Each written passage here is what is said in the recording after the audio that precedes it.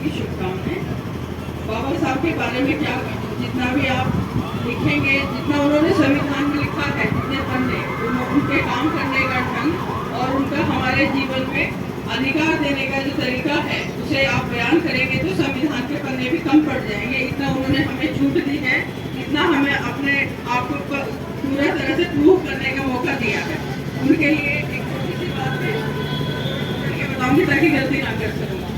भारतीय संविधान के शिल्पकार, आधुनिक भारत के राष्ट्र निर्माता, पीड़ित मानवता के मसीहा, विश्व का ज्ञानदीप, symbol of knowledge, champion of social justice, Bharat Ratna Bodhisattva Baba Saheb doctor Bhimrao Ambedkar के श्री चरणों में प्रणाम करते हुए मेरे सामने बैठे हुए वेदव्यासपुरी की समस्त जितने भी मेरी बहन भाई पत्रकार बंधु और मंच पर विराजित और सबसे बड़ी के चीज कि जो हमारे सबको इकट्ठित करते हैं, जो सूत्रधार हैं, हमारे भाई साहब, हमारे रिश्तेदार हैं, हमारे परिवार के ही हैं, योगेंद्र जाटव जी, मैं आपको बहुत बहुत धन्यवाद देती हूँ कि आप एक धागा है इस माला को पिरोने के लिए ताकि सब लोग इकट्ठे काम कर सके।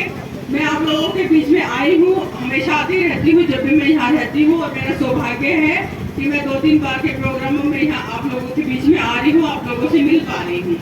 मैं महिलाओं को कुछ कहना चाहती हूँ, आप लोग खुद सक्षम हैं। घर परिवार आज डिजिटल इंडिया है, सब तरह से आप लोग ज्ञानवान हैं, लेकिन हमें महिलाओं को आज़ादी देने में बाबा साहब का बहुत बड़ा रोल है।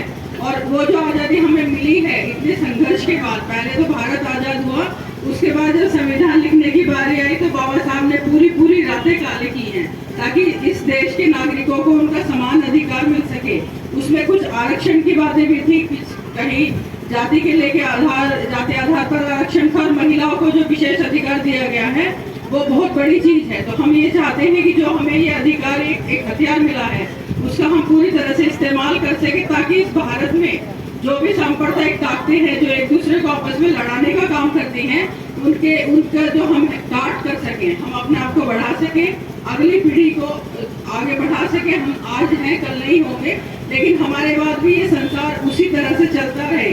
हम यही चाहेंगे कि जिस तरह से हमारे संस्कार, हमारी बातें, हमारी प्रॉपर्टी, हमारे जीन्स हमारे बच्चों में जाते हैं, हमारी नई पीढ़ी में हमारी शिक्षा भी इसी तरह उनके लहू में दौड़ती हुई जाए। हमारे बाद में हमारे बच्चे मतलब आगे के नागरिक, चाहे वो आपके भाई बंधु हैं, चाहे वो हमारे संपर्क में कोई भी आ रहा है, वो हमारे सब बच्चे ही हैं, उनको हम ये अधिकार, ये संस्कार दे के जाए कि हमारे बाद भी हम उनमें जिंदा रह सके। और जिंदा रहने के लिए खून के रिश्ते जरूरी नहीं होते हैं, एक थॉट होती है, किसी कोई विचारधारा होती है, उस विचारधारा को हम विकसित करके चलेंगे तो ही हम आगे बढ़ पाएंगे। और बाबा साहब ने हमें बहुत सारे अधिकार दिए हैं, संविधान लिखा है, उन्होंने पूरी रात काली की है, उसके लिए उन्होंने कहा भी है कि जो आइस जागती हुई सोती हुई रात में सोते रहेंगे वो सोते रह जाएंगे, लेकिन जो जागेंगे काम करेंगे वो आगे बढ़ेंगे। तो उनके विचारों से हम अभिभूत हैं और मैं चाहती हूँ कि उनको सच्ची श्रद्धांजलि भी यही होगी ताकि उन्होंने जितनी हमारे लिए मेहनत की, हमारे लिए सोचा विचारा, उसे हम इस्तेमाल कर सकें। आगे आप देख रहे हैं कि आने वाला चुनाव है, अब मर्जी सब लोगों की अपनी होती है, लेकिन ये रहता है कि आप सोच समझ के भी अपने अधिकार का इस्तेमाल करें ताकि हम किसी गुलामी में ना फंसे। ये भारत देश की आज़ादी बहुत मुश्किल से मिल पाई है और इस मुश्किल हालातों में किसी तरह से हम आगे बढ़ पाए हैं, भारत विकसित कर पाया है।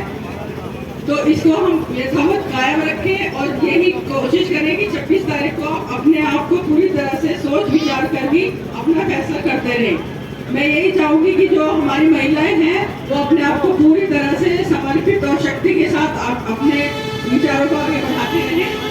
अब क्योंकि हमारे बीच में जो हमारी गठबंधन की प्रत्याशी है, इंडिया गठबंधन की सुनीता वर्मा जी, वो आ रही है, मैं चाहती हूँ कि उनका हमारी महिलाएं भी जोर शोर से स्वागत सत्कार करती रहे और हमारे भाई बंधु सब उन लोगों को आगे साथ सम्मान लेके आए।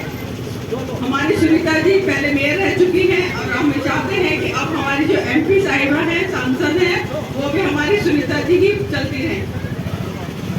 सुनीता जी बहुत बहुत स्वागत है। सुनीता जी आपका इस पूरे गठबंधन की तरफ से भी इस वेदव्यासपुरी में जो प्रोग्राम हो रहा है उसमें भी मैं चाहती हूँ कि जोरदार करतब ध्वनि सुनीता जी के सम्मान में की जाए। आपका बहुत बहुत आभार, धन्यवाद, आप यहाँ पधारी हैं।